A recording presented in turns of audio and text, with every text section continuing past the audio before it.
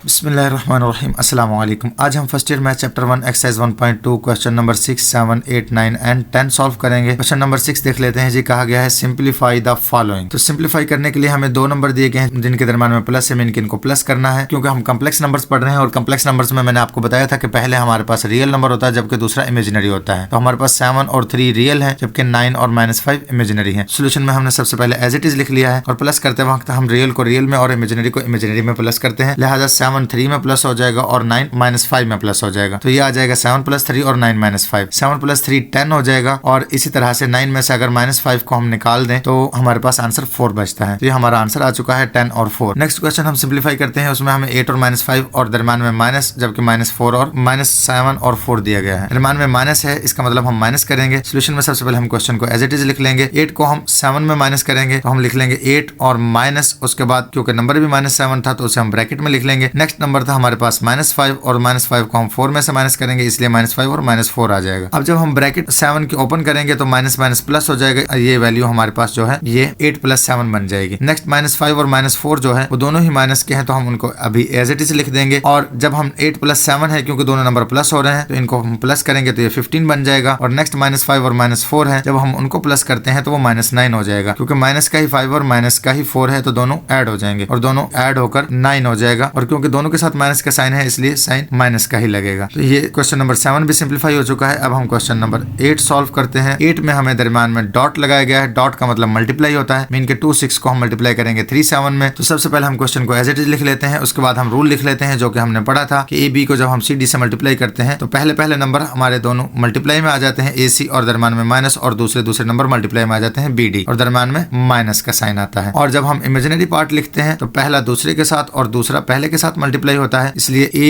D के साथ multiply में आ जाएगा दरम्यान में प्लस, और B C के साथ मल्टीप्लाई में आ जाएगा। तो इस तरह से AD और BC आ चुके हैं और दरम्यान में प्लस और ये इमेजिनरी पार्ट आ चुका है हमारा। तो हम इसी रूल को यूज करते हुए अपने क्वेश्चन को मल्टीप्लाई कर लेते हैं। इनके 2 3 के साथ मल्टीप्लाई में आ जाएगा और फिर उसके साथ 6 जो है वो 7 के साथ मल्टीप्लाई में आ जाएगा। तो ये आप देख सकते हैं और दरम्यान में माइनस आ जाएगा। उसके बाद हम पहले को दूसरे के साथ मल्टीप्लाई में लिखेंगे। इनके 2 × 7 आ जाएगा और उसके बाद 6 × 3 आ जाएगा और दरम्यान में प्लस आ जाएगा और ये इमेजिनरी पार्ट बन चुका है और ये हमारा रियल पार्ट आ चुका है। अब हम मजीद सिंप्लीफाई करते हैं। जब हम 2 को 3 के साथ मल्टीप्लाई करेंगे 6 हो जाएगा, 6 7 42 हो जाएगा और दरम्यान में माइनस एज इट इज आ जाएगा। उसके बाद नेक्स्ट 2 7 14 हो जाएगा और इसी तरह से प्लस का साइन एज इट इज आ जाएगा और 6 3 18 हो जाएगा। मजीद हम सिंप्लीफाई कर लेते हैं कि माइनस का 42 बड़ा नंबर है जिसमें से प्लस का 6 निकल जाएगा तो इस तरह से माइनस का 36 आंसर आ जाएगा। जब हम 14 को 18 में प्लस करेंगे तो हमारे पास 32 आ जाएगा। क्योंकि अब प्लस तो आपको आता होगा तो प्लस बताने की जरूरत नहीं है, तो 14 और 18 को आप प्लस कर दें और आंसर 32 आ जाएगा। और ये हमारा क्वेश्चन नंबर 8 का आंसर आ चुका है। अब हम मजीद क्वेश्चन नंबर 9 सॉल्व करते हैं। क्वेश्चन नंबर 9 में हमें सिंप्लीफाई के लिए नंबर दिए गए हैं 2 और दरम्यान में डॉट दिए गए हैं, इनके मल्टीप्लाई का साइन है तो हम मल्टीप्लाई करेंगे। सबसे पहले हमने क्वेश्चन को एज इट लिख लिया है। उसके बाद हम रूल को लिख लेते हैं। रूल के मुताबिक हम सॉल्व करते हैं। 5 -3 के साथ मल्टीप्लाई में आ जाएगा और दरम्यान में माइनस और उसके बाद -4 -2 के साथ मल्टीप्लाई में आ जाएगा और ये हमारा रियल पार्ट आ चुका है। अब हम इमेजिनरी पार्ट के लिए मल्टीप्लाई करते हैं तो पहला नंबर दूसरे के साथ में इनके 5 -2 के साथ मल्टीप्लाई में आ जाएगा, दरम्यान में प्लस आता है और -4 -3 के साथ मल्टीप्लाई में आ जाएगा और ये हमारा टोटली इमेजिनरी पार्ट आ चुका है। अब मजीद सिंप्लीफाई कर लेते हैं। जब 5 को 3 के साथ मल्टीप्लाई करेंगे तो प्लस माइनस माइनस और 5 3 15 हो जाएगा। इसी तरह से माइनस माइनस प्लस और 4 2 8 हो जाएगा और बाहर वाला माइनस एज इट इज आ जाएगा क्योंकि -2 और -4 तो मल्टीप्लाई होकर प्लस का 8 आ चुका है। तो ये वाला जो माइनस है ये दरम्यान वाला माइनस आया है। इसी तरह से जब हम इमेजिनरी पार्ट को सॉल्व करते हैं तो 5 -2 से मल्टीप्लाई होगा, प्लस माइनस माइनस आ जाएगा और 5 2 10 हो जाएगा। इसी तरह से जब -4 को -3 से मल्टीप्लाई करते हैं तो माइनस माइनस प्लस और 4 3 12 हो जाएगा। तो ये हमारा आंसर 12 आ चुका है और दरम्यान में जो प्लस का साइन था वो एज इट इज आ चुका है। मजीद सिंप्लीफाई कर लेते हैं। जो -15 और -8 है उन दोनों को जब हम मजीद सिंप्लीफाई करते हैं इनके ऐड होंगे क्योंकि दोनों ही माइनस के हैं। तो ये दोनों नंबर जब हम इकट्ठा करेंगे